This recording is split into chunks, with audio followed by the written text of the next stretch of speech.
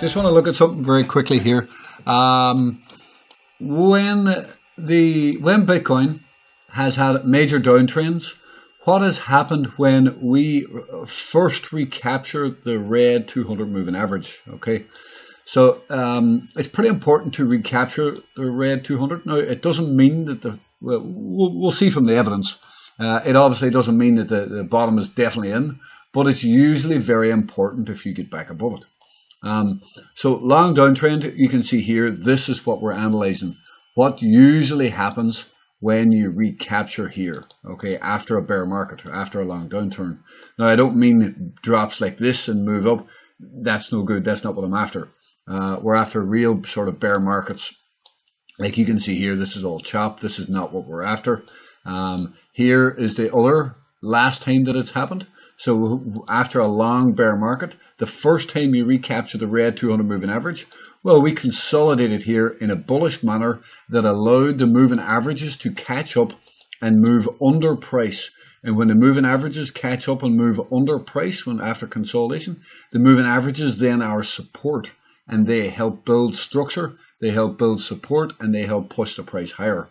Okay, can I fit the two of these in together?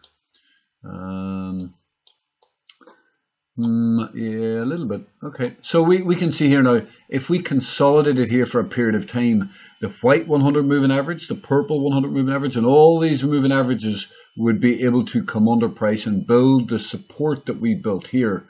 It's hard to see it in the moment, but if consolidation happens, that's what can happen, something like this. Okay, so that's what we're after. So time will tell, and we are having a very bullish monthly candle on Bitcoin, kind of implying that something like this can happen. Okay, something like that can happen. Let's keep going back here.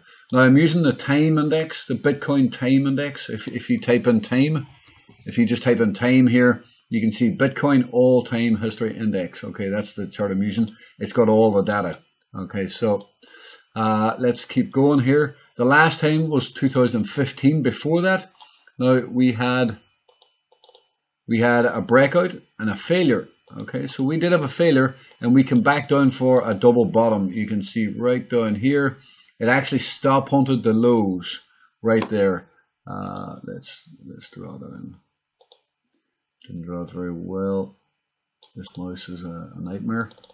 But yeah, okay, so you can see right here, that's what happened this time, a long bear market, and we did get a move up. We consolidated, and on the first attempt at a breakout was a dip. Okay, but you can see that when you first got above the red 200 moving average, the bottom was close to being in. It wasn't quite in. We had one more dip to stop people out, and then we ran, then we went. So, you know, if we got something like that as well, and we seen the lows holding, or a stop hunt or something started coming back up, well, we could have some more confidence that, well, maybe this is it. And what I will say here now, the second time you recapture the red 200 moving average is extremely important. Okay, that I will say. First time doesn't always have to work, but if you get back above it again, you can expect a bigger move to the upside. Okay, it's confirmation almost that the bulls are strong. Okay, they failed the first time, but they're coming back for another attempt, and if they get above it again, people are the bears almost give up.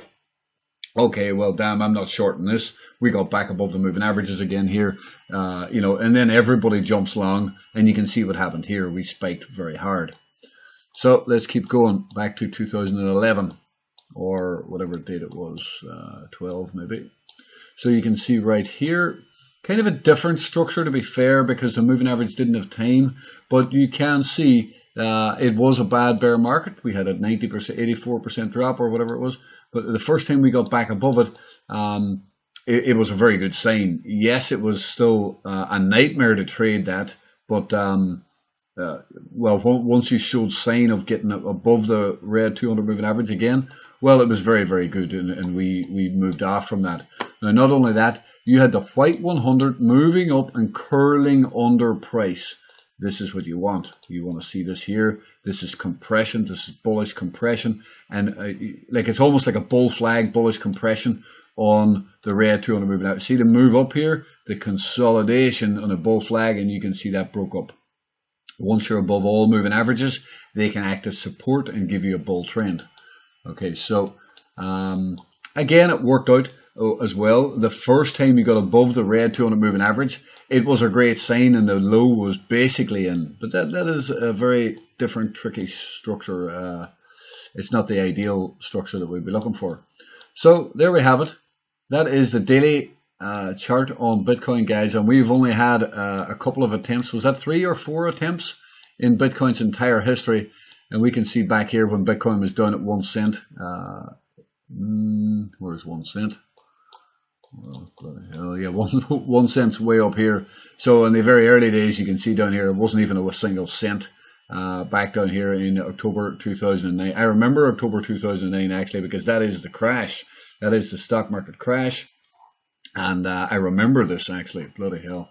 I remember that very day, probably in the middle. Well, I need to figure that out, but the crash, and I remember looking and trading and watching the markets, and the fear back then was crazy. It was the most fear I've ever seen in the markets, and yeah, that's when Bitcoin was born. But I wish I was trading Bitcoin then, of course, instead of the stock market, but that's what it is. So that's it, guys. There's only like 3 attempts, or whatever that was. Yeah, we didn't have one there. See the red 200 was still underneath price here. We didn't get one in that bear market. It wasn't really a bear market, to be fair. It was more of a consolidation pattern. But every single time that we recaptured the red 200 moving average off a bear market, the low was either in or close to being in.